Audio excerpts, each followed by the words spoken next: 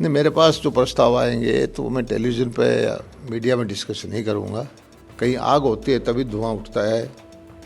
इतनी सारे मैं भी देख रहा था कि पिछले दिनों बहुत ज़्यादा चर्चा थी। मेरा बिल्कुल दुर्विरोधी नहीं है। हम तो एक ही परिवार से रहे हैं।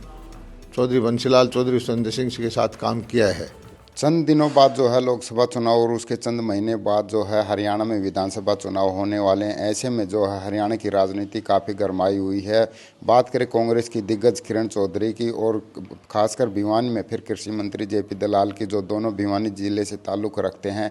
ऐसे में इसी राजनीतिक सरगर्मी को लेकर आज हम बात करेंगे कृषि मंत्री जेपी दलाल से। सर, सबसे पहले तो बात करें किरण चौधरी की। पहले चर्चाएं थी 2-3 साल पहले, अब फिर चर्चाएं हैं कि किरण चौधरी शायद बीजेपी में जा सकती हैं। आप ज्वाइनिंग कमेटी में आपके पास ऐसा कोई प्रस्ताव आया या सिर्फ ये चर्चाएं हैं?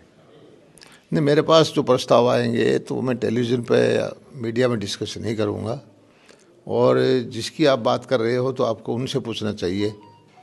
लेकिन जनता में कोई बात आती है, कहीं आग होती है तभी धुआं उठता है। इतनी सारे मैं भी देख रहा था कि पिछले दिनों बहुत ज़्यादा चर्चा थी और आपको वहाँ से इसकी जानकारी लेनी चाहिए।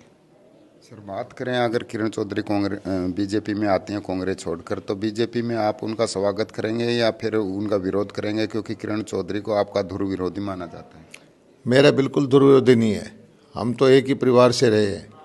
चौधरी बंसीलाल चौधरी सुरेंद्र सिंह के साथ काम किया है।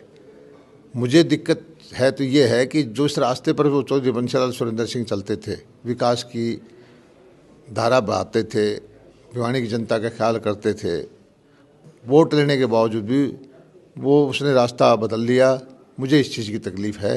व्यक्तिगत तौर पर मुझे कोई तकलीफ़ नहीं है। सर, कई बार आप भी कहते हैं, बीजेपी के अन्य नेता भी कहते हैं कि बीजेपी में आने के लिए नेताओं की लाइन लगी हुई है। किरण चौधरी की भी आशंका जताई जा रही है। वहीं दूसरी ओर जो वीरेंद्र सिंह हैं, उनके बेटे सांसद वीरेंद्र सिंह हैं, वो एक तरह से आंख दिखा रहे हैं कि अगर जेजेपी के साथ बीजेपी हरियाणा में रही तो वो बीजेपी को छोड़ सकते हैं, कांग्रेस में जा सकते हैं। क्या लगता है कि ऐसे नेता जाएंगे तो फिर कितना नुकसान होगा बीजेपी को? देखिए, पिछले साल 2-3-4 साल से देश के बड़े बड़े नेता कांग्रेस छोड़ करके भारतीय जनता पार्टी में आए हैं। राहुल गांधी जी के जो बड़े बड़े नज़दीकी थे, सिंधिया जी जैसे स्तर के नेता, प्रदेशों में मुख्यमंत्री रहे हुए नेता, वो भारतीय जनता पार्टी में आए हैं। हरियाणा के अंदर भी हर हफ्ते कोई न कोई बड़ा नेता भारतीय जनता पार्टी में ज्वाइन कर रहा है। और जो भारतीय जनता पार्टी में है वो कोई छोड़ के नहीं जा रहा।